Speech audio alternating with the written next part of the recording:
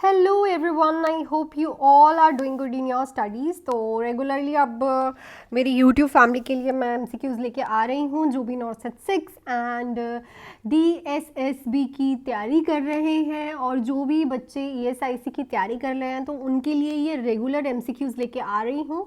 सो अब से रोज़ आएंगे। आई नो बीच में थोड़ा गैप डल गया तो आप डिसकनेक्टेड हो गए हो, बट अब रेगुलर वीडियोज़ आएंगी तो आपको अच्छा लगेगा। हर टाइप का एमसीक्यू करेंगे, सिंपल से लेके डिफ़िकल्ट तक हर टाइप का एमसीक्यू करने वाले हैं। सो अगर आपको प्रॉपरली बैच ज्वाइन करना है आप ज्वाइन कर सकते हैं, जिसमें आपको फुल डिटेल्ड थ्योरी बैच जो मिलने वाला है फॉर नॉर्सेट 6। ठीक है, पूरा डिटेल्ड नॉर्सेट 6 का बैच बनाया हुआ है जो कि 4 मंथ्स का बैच है, जिसमें फुल थ्योरी विद एमसीक्यूज आपको करवाए जाएंगे। जीके एंड एप्टीट्यूड के क्वेश्चंस भी उसमें आपको करवाए जाएंगे। 2499 का बैच है फॉर 4 मंथ्स। 4 मंथ्स के लिए आप मेरे साथ प्रिपरेशन कर सकते हैं फॉर नॉर्सेट 6। सो जो बच्चा जुड़ना चाहता है इस नंबर पे कॉल या फिर मैसेज करके आप मेरे साथ जुड़ सकते हैं फॉर नॉर्सेट 6 प्रिपरेशन। सो स्टार्ट करते हैं अपने क्वेश्चंस के साथ। सो कल के क्वेश्चंस आई होप आपको अच्छे लगे हों। आज हम फिर करेंगे। वीडियो को लाइक शेयर एंड सब्सक्राइब कर लीजिएगा इस चैनल को, ताकि रोज़ 12 बजे के करीब आपको वीडियो मिल जाए और आप नए नए क्वेश्चन कर। सो क्वेश्चन है the visual examination of the cervix and vagina by special instrument is called as. तो जब हम एग्जामिनेशन करते हैं सर्विक्स और वजाइना का, उसका जो इंस्ट्रूमेंट यूज़ होता है उसको क्या बोलते हैं? लेप्रोस्कोपी, हिस्ट्रोस्कोपी, क्लोपोस्कोपी या फिर salpingoscopy. So it's called as colposcopy. ठीक है, याद रखना, बहुत कन्फ्यूजन हो जाती है। सो ये बहुत इंपॉर्टेंट इंस्ट्रूमेंट है जो कि यूज़ होता है जब आप सर्विक्स एंड वजाइना का एग्जामिनेशन करते हैं, कोई इन्फेक्शन के लिए, किसी और चीज़ के लिए देखने के लिए, कॉपर्टी देखने के लिए। सो क्लोपोस्कोपी, कॉल्पोस्कोपी जो है वो यूज़ होती है। नेक्स्ट है which of the following is not precaution to be taken in case of a patient with the central IV line. So इसमें से कौन सा प्रिकॉशन आपको नहीं लेना है जब आप एक पेशेंट को सेंट्रल आईवी लाइन डाल रहे हो? Changing the line every day, skin antisepsis, optimal site selection, hand hygiene. बहुत इंपॉर्टेंट क्वेश्चन है। इसमें से क्या चीज़ आपको नहीं करनी है? नॉट अ प्रिकॉशन, जो प्रिकॉशन नहीं है। जो प्रिकॉशन नहीं है दैट इज, कभी भी आप जो वो आईवी लाइन डालते हो, सेंट्रल आईवी लाइन, उसको रेगुलरली चेंज थोड़ी करते हो, वो तो डली रहती है। ठीक है, आफ्टर कंप्लीशन ऑफ ट्रीटमेंट आप उसको बाहर निकाल देते हो, बट उसको हम रेगुलरली एवरी डे चेंज नहीं करते। बट ये सारी चीज़ें तो हमें लेनी होती है प्रिकॉशन में। नेक्स्ट है quality and quantity of an individuals interpersonal ties and extend of involvement with the community is known as. तो एक क्वालिटी एंड क्वांटिटी जो होती है इंडिविजुअल की और उसके इंटरपर्सनल्स की जो इन्वॉल्वमेंट है कम्युनिटी के साथ, इंटरपर्सनल की इन्वॉल्वमेंट किस एक्सटेंड तक हो रही है, उसको हम क्या बोलते हैं? Mental dimension of health, social dimension, spiritual dimension या physical dimension of the health. उसको हम बोलते हैं सोशल डिमेंशन। देखो, कम्युनिटी आ गया तो obviously it's a social dimension. Social जो होता है that is related to the your community relationships, कि आप अपनी कम्युनिटी में कैसे वर्कआउट करते हो, आपके रिलेशनशिप्स क्या चल रहे हैं, आप कितनी क्वालिटी में इन्वॉल्वमेंट होते हो। ठीक है, so that's a social dimension of health. Next है method of a data interruption among of the following is.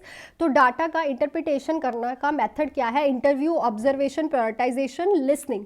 So it's a prioritization. जब भी आप कोई डाटा लेते हो तो उसमें प्रायोरिटी रखते हो कि किस पर्सन का कल्चर कैसा है, उसको क्या ट्रीटमेंट देना है। सो इट्स इंडिविजुअल होना चाहिए और प्रायोरिटी में होना चाहिए उस पेशेंट के हिसाब से। Which of is an isotonic solution among of the following. Isotonic solutions वो होते हैं जिनका जो कंसंट्रेशन होता है हमारी बॉडी के फ्लूइड की कंसंट्रेशन के इक्वल होता है। RL normal, half normal saline, 3% saline, 10% dextrose.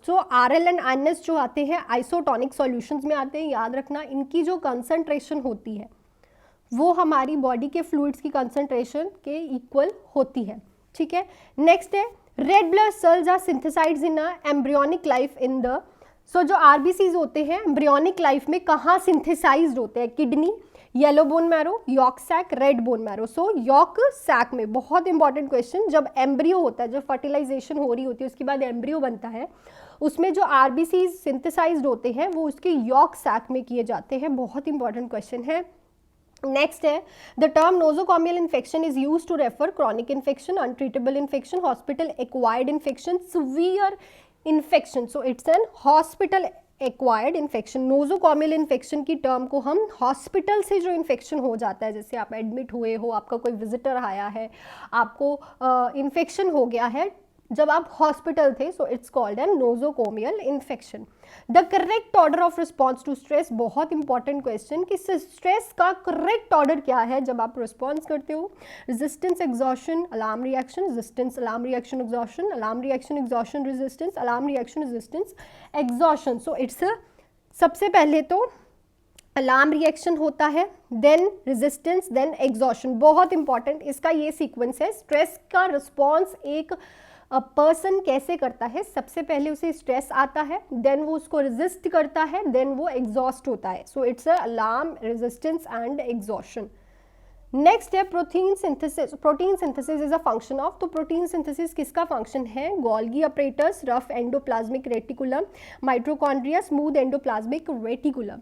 So it's an rough endoplasmic reticulum. Clear है? नेक्स्ट एंड एक और question, the phenomena of mittelschmerz indicates, जो फिनोमिना आजकल नई नई टर्म आई है, मिटल्स मर्ज पेन, वो किसका रिलेटेड है? Implantation, ovulation, menstruation, fertilisation. So it's related to, जब भी ओवल्यूशन होती है बॉडी में तब मिटल्स मर्ज पेन देखी जाती है। Sharp pain on the both side भी हो सकती है, एक साइड भी हो सकती है, right and left. So it's a mittelschmerz pain. So that's it for this video. I hope कि क्वेश्चंस आपको काफ़ी क्लियर हो गए हों, और अगर क्लियर हो गया तो वीडियो को लाइक, शेयर एंड सब्सक्राइब कर लीजिएगा। और अगर बैच की इन्फॉर्मेशन लेनी है तो आप इस नंबर पे कॉल या फिर मैसेज करके बैच के बारे में जानकारी ले सकते हैं। सो मिलते हैं कल की वीडियो में, तब तक के लिए all the best and do hard work. Bye.